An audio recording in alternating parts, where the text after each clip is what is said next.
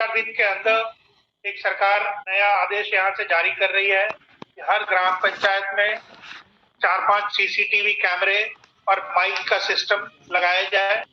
सभी ग्राम पंचायतों में अब लगेगा सीसीटीवी कैमरा और स्पीकर, जिसके साथ ही अब सरकार काफी बदलाव करने वाली। और इस वीडियो में जो भी मीटिंग हुई थी, इसमें ये भी बताया गया है कि पंचायत सहायकों को कितने देर पंचायत भवन में बैठना है और कितना देर गांव में भ्रमण करना है, वो भी जब जो सबसे गरीब परिवार हैं। तो इस वीडियो को पूरा लास्ट तक आप लोग जरूर देखना। इसमें सर ने जो भी बताया है कि 2 से 4 घंटे पंचायत भवन में आप लोग बैठिए, जितने भी पंचायत सहायक हैं। उसके बाद 1-2 घंटे गांव में भ्रमण कीजिए, जहां पर सबसे गरीब परिवार है। तो आइए जानते हैं ये सारी बातें सर ने क्या क्या कहा है। एक सरकार नया आदेश यहाँ से जारी कर रही है कि हर ग्राम पंचायत में 4-5 सीसीटीवी कैमरे और माइक का सिस्टम लगाया जाए। अब सभी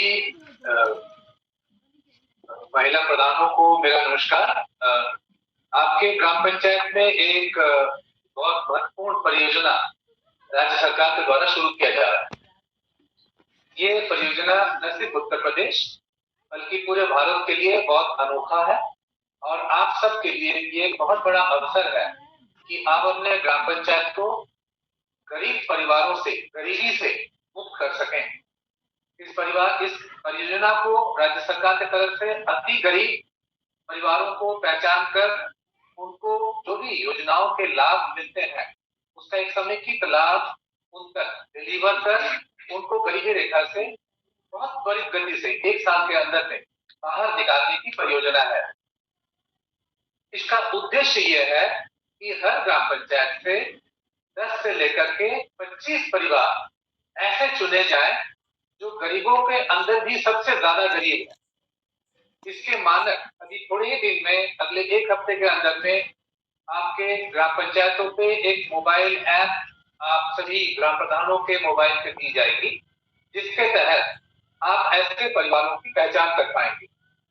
ग्राम प्रधान इस परियोजना के जो लाभार्थी चुने जाएंगे उसके लिए न सिर्फ उनकी पहचान करवाएंगी बल्कि उनका सत्यापन भी करेंगी। जब एक बार आप इन परिवारों के नाम सत्यापन कर देंगे तो हमें आशा है कि पूरे प्रदेश में कम से कम 5 लाख ऐसे परिवारों की पहचान की जाएगी। जिस 12 विभागों से 42 योजनाओं के माध्यम से कोई ना कोई लाभ गरीबों के लिए निर्धारित किए जाते हैं, ये कोशिश होगी कि वो सभी विभाग अपने सभी योजनाओं के माध्यम से इन 5 लाख परिवारों को अपनी सभी सेवाएं एक समयबद्ध तरीके से दें।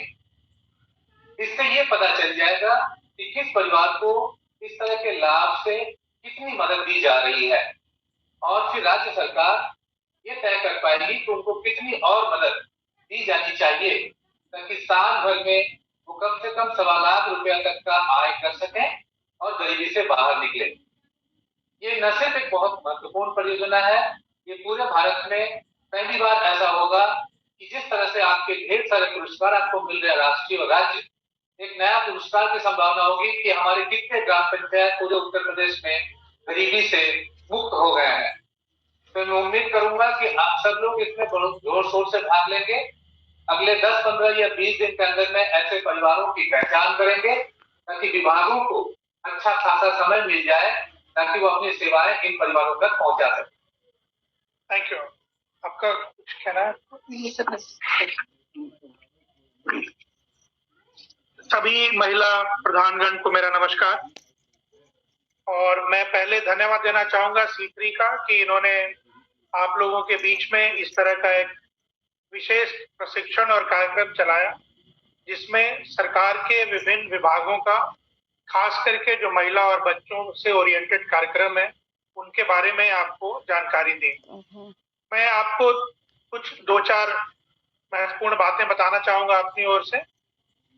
सबसे पहले तो बहुत मेहनत के साथ और बहुत लंबे समय के प्रयास के बाद सरकार ने हर गांव में ग्राम पंचायत सचिवालय स्थापित किया है।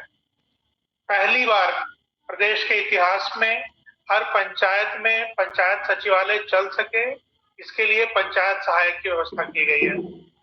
अब आपका ये सहयोग इसमें हमें चाहिए कि आप वहां पे रोज जरूर 2-4 घंटे जाकर बैठिए।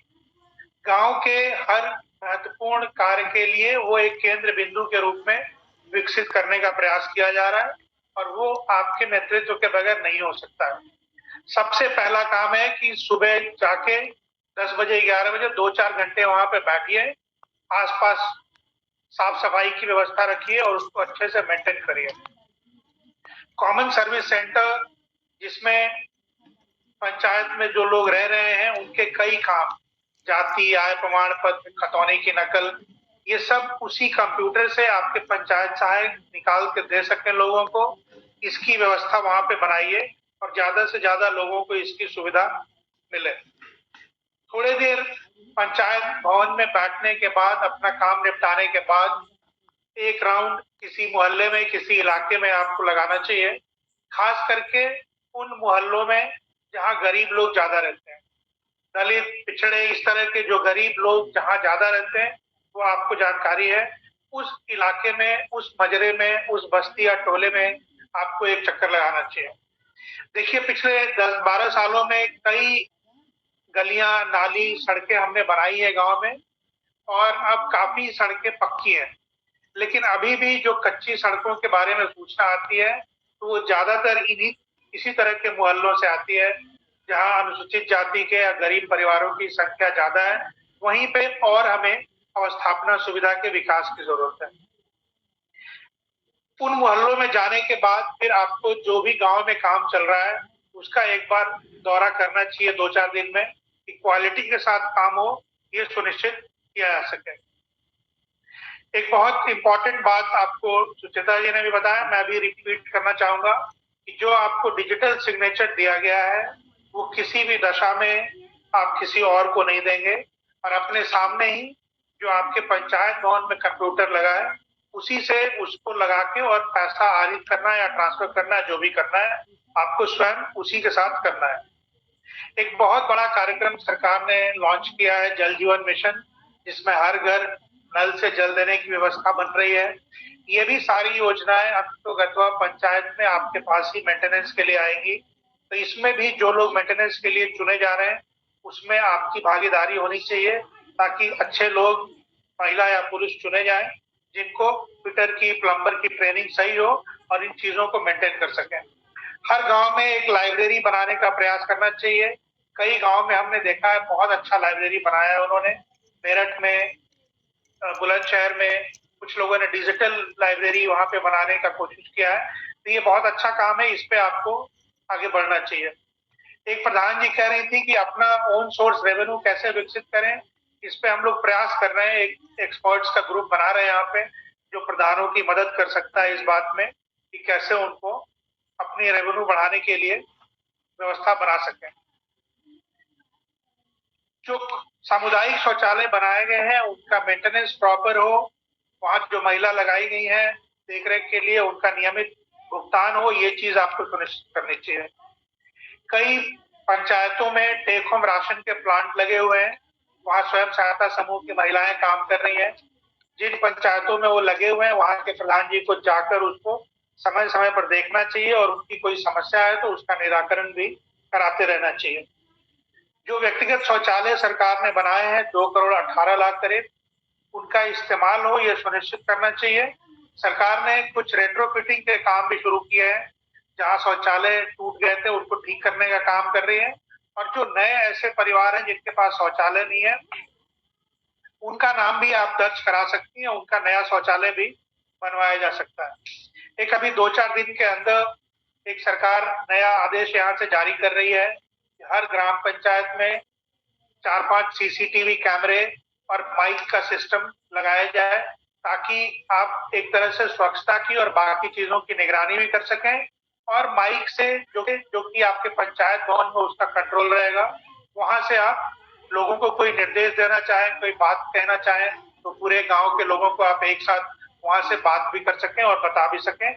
इसके बारे में एक शासनादेश आपके पास जा रहा है। एक बहुत जरूरी और महत्वपूर्ण योजना लागू करने वाली है सरकार, जिसमें हर गांव से कम 10 जो सबसे गरीब परिवार हैं उनको चुना जा रहा है ग्राम पंचायत में, और उन 10 परिवारों को चुनने के बाद जो आपके सहयोग से चुना जाएगा और वाकई जो गरीब हो उनका नाम इसमें आना चाहिए, ये आपको सुनिश्चित करना है। फिर हम लोग 10-12 विभागों से जो 30-40 योजनाएं चलती हैं, उन सबको उस परिवार पे, उन 10 परिवार पे एक साथ लागू करके, और ये कोशिश होगा कि अगले 6 महीने 1 साल के अंदर उनकी स्थिति, आर्थिक स्थिति को सुधारा जाए और उनको गरीबी रेखा के बाहर लाया जा सके। ये कुछ महत्वपूर्ण बातें थी, हम लोगों ने नोट किया है। जो यहाँ पे शमशान घर वगैरह की जरूरत है और शमशान घाट वगैरह बनाने की जरूरत है, उनके लिए हम लोग यहाँ से व्यवस्था करेंगे। इस साल सरकार ने करीब 100 करोड़ रुपए की व्यवस्था रखी है इस तरह के शमशान घाट को और जगह को विकसित करने के लिए। तो जिन प्रधानों को जहाँ ज्यादा आवश्यकता है, इस तरह के जहाँ बाढ़ में दिक्कत होती है, उनको हम लोगों को वरीयता पे सेलेक्ट करना है। तो मैं आप सबको एक बार फिर से धन्यवाद देना चाहूंगा इस कार्यक्रम में भाग लेने के लिए, और साथ ही अनुरोध करना चाहूंगा कि जो आपको ये अवसर मिला हुआ है प्रधान बन के अपने पंचायत के लोगों के लिए अच्छा काम करने के लिए, उनके भविष्य को बेहतर बनाने के लिए, गांव के महिलाओं और बच्चों को अच्छा बनाने के लिए, उस पे आप फोकस करके और काम करेंगे। धन्यवाद।